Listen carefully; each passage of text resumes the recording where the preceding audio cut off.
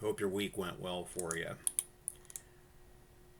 Got a rhetorical question to ask here. Can you get 1,000,000 miles out of an engine? And when I say engine, I could be talking about any engine, diesel engine, gasoline engine, steam engine, whatever.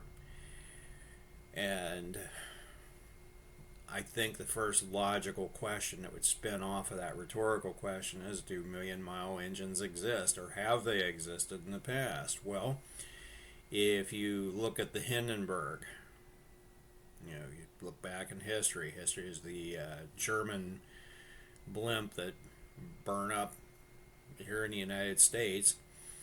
The Hindenburg had 1,000,000 miles on the odometer when that happened. You can routinely, easily find semi trailers with or semi trucks with 1,000,000 miles on them. So yeah, obviously you can make a engine last that long.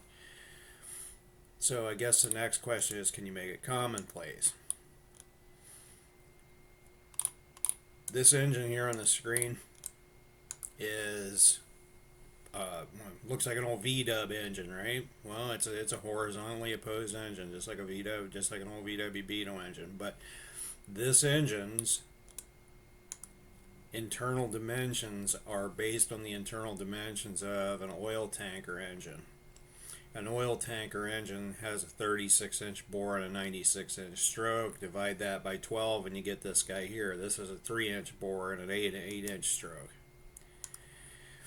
And if you look at my little transparent cover here, this has a hypocycloid drive in it. That way you can accommodate. If you have a hypocycloid drive in an engine, you can make that bore diameter as small as you want. This could have an 8-inch bore and a 1-inch, or 1-inch bore and an 8-inch stroke if you wanted.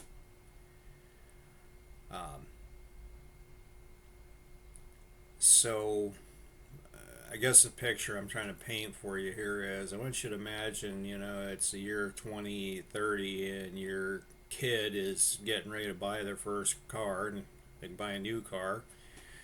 And they buy a new car with this engine in it. You can, that your kid can buy that car with the peace of mind knowing that the engine is going to long outlast the car probably. Or I don't know, maybe the car body's built well enough it'll last longer than that. But let's say the car's body is falling apart at 200 or 300,000 miles. Hey, no big deal. We can yank the engine out and put it in something else because that engine's still got 700,000 plus miles on it. And that's assuming that this engine doesn't have something like Kingsbury thrust bearings, where those bearings are designed to last 1,000 years.